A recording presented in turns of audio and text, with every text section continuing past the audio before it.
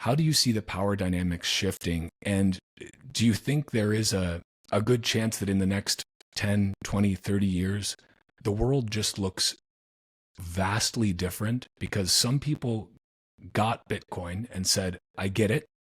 We're going to use this to our advantage as a nation state. And others said, we need to regulate this. It's a threat to national security. It's used by criminals, et cetera, et cetera.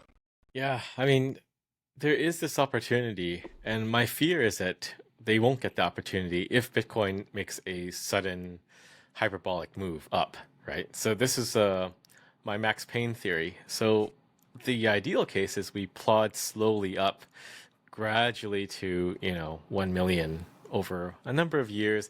Everyone gets to learn about Bitcoin and not get Bitcoin at the price they deserve, but on this nice even time schedule.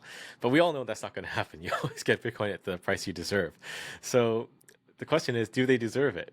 I would hope so, but it seems not likely. It seems more likely that Bitcoin is going to shoot up very rapidly and all these developing countries will stay developing countries and the big dominant players will stay the big dominant players. That's the worst outcome. The best outcome is that we can get some of them, at least, maybe Argentina, El Salvador, Colombia, etc., onto a Bitcoin standard, and they become the new first world countries under this new Bitcoin standard. But they need to move. It's not like something they can wait around for and see, because the first mover advantage is massive here, especially if Bitcoin makes this hyperbolic move or a step change, because then you first eliminate your debt, but then you also become extremely wealthy.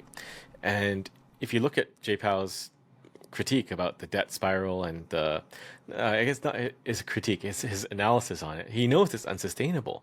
You can't not keep spending so much more than you're producing. And the debt is just going to go to insane levels because it's just compounding all the time. So we like compound interest when we're earning it, but when you're servicing a debt and it's compounding, it just becomes unsustainable. It just goes infinite at some point, and the money breaks, and you have to reissue it. So you have to get in at the ground level. I would say even 40K, even 50, 60, 70K. This is all ground level Bitcoin.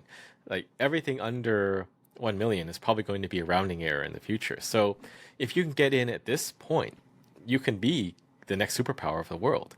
And while it's great that El Salvador was the first mover, they are still very small. But if you get a country like Argentina, which is massive, their economy is massive, and they end up adopting Bitcoin as a standard, and they have it in their treasury, and they're mining it with all their excess energy, that's going to be the next superpower of the world.